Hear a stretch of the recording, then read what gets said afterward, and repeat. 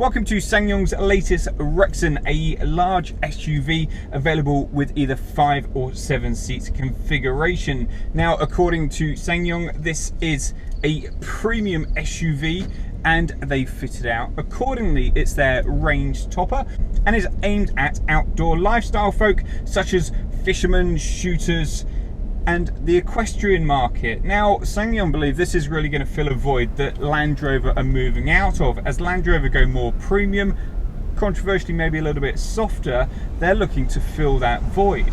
Prices start from £27,500. It's offered at the moment with one diesel engine, a 2.2 litre 4-cylinder unit. However, a 2 litre turbocharged petrol may arrive at a later date. There are 3 specifications to choose from: entry-level EX, mid-range ELX and Ultimate. Now, we're testing the range-topping Ultimate that costs £37,500 with a 7-speed automatic gearbox which has been sourced from Mercedes-Benz. However, if you don't want the 7-speeder, there is a 6-speed manual available as well. The engine produces 179 brake horsepower and 310 pound-feet of torque. That's enough to get it from standstill to 62 miles an hour with a manual transmission in 11.3 seconds. However, that drops to 11.9 with the auto box.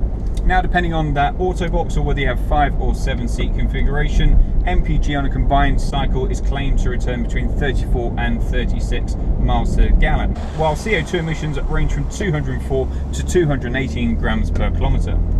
The Rexton will tow up to 3.5 tonnes, which will help those looking to use this to tow caravans, horses or boats. It also has a ground clearance of about 215 millimetres, which means it should get off-road quite happily without tearing off everything underneath. In the main, the engine performs pretty well. It's strong off the line. In fact, you can get a little bit of wheel spin on full acceleration, whether you want to or not.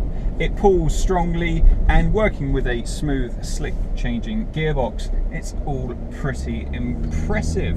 Performance is pretty smooth, and there's not too much vibration that comes through to the cabin from any diesel rattle. However, it is vocal under harder acceleration and at slower speeds.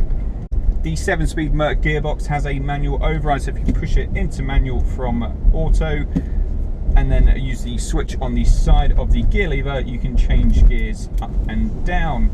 It's not the quickest system to shift down when you want to get a move on, and can take a little bit of time to get back into auto mode when you re-engage, but generally it does a decent job. Overall, I'd say the ride is pretty comfortable. It's set up quite softly, so you do wallow a little down straights over humps in the road, and then when you're in town and it's all a little bit messy tarmac, it is a little bit bumpier. The Rexton holds its body reasonably well through the bends. It's no way entertaining, and if you're going too fast, you'll hear the front wheels start to struggle for grip and squeal away in protest. At low speed, the steering's really light and you can really finger twizzle it round, which is great if you're towing something or off-road. However, as speeds rise, it becomes less impressive. Initially, it firms up nicely and is decently weighted, but the harder you go, the less consistent the steering is, and it becomes a little bit lighter than you'd want to feel in such a large car. The standard setup for the Rexton is rear-wheel drive, and then 4-wheel drive comes in as and when required. It's got a selectable 4-wheel drive, so you can put it in high or low range, which will really aid its off-roading capabilities. Visibility out is aided with the high-up driving position. However, all the columns are pretty sizable. It's quite chunky. It's not too bad, the middle one, but the rear pillars are really rather large, so you're going to have to be extra careful when manoeuvring. This does, however, on this model have a reversing camera and the 3D surround monitor view.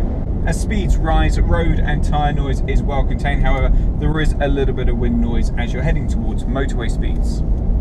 SsangYong are still trying to build a reputation, brand identity and faithful following, and things like the Rexton are really going to help. However, where all the question marks will remain is when you drive a car like this and it just creaks and rattles a bit. That does raise a few concerns over build quality. This comes with plenty of standard kit on it, including lots of safety kit, including lane departure warning, forward collision sensing, rear cross traffic alert and recognising traffic signs. It also has hill descent control, which will help again off-roading or in slippy conditions.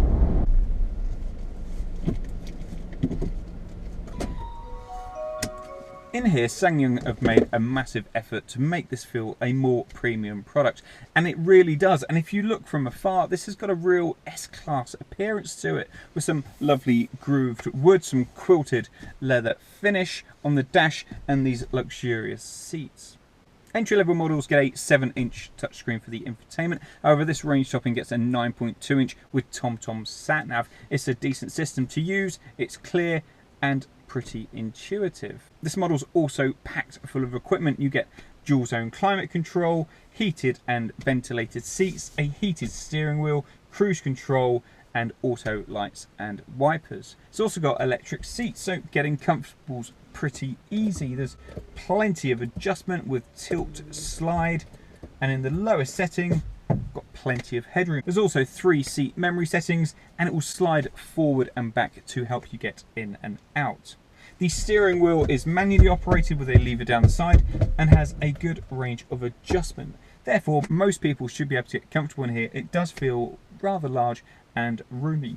The door has a big bin which will take a couple of bottles. There's an anti-slip tray up the top with a USB and auxiliary connector, 2 cup holders in the middle, and then quite a deep tray underneath the central armrest. There's also a little tray which will keep your phone and keys. The glove box is actually reasonably sized and quite usable. And then up here is a glasses holder. Let's have a look in the back. Climb up into the rear using the useful grab handle, and you're welcomed by a really sumptuous interior. These seats are beautifully sculpted and very comfortable. There's some black gloss, and even this model has heated rear seats. There's a USB connector down the front and a couple of air vents to keep you well ventilated. These seats also adjust. There's a little lever down the side so you can have it steeper or more reclined. Also, there's options of 5 or 7 seats with the Rexton. In the EX, the base model, it's just a 7-seater. The ELX mid-range, you can have 7 or 5 seats. And in the Ultimate Range Topper, it's just a 5-seater, which is this model. However, if it did have 7 seats, it's easy to get back there. You can collapse all of the seats and then lift them forward for either maximum load space or to climb into the back.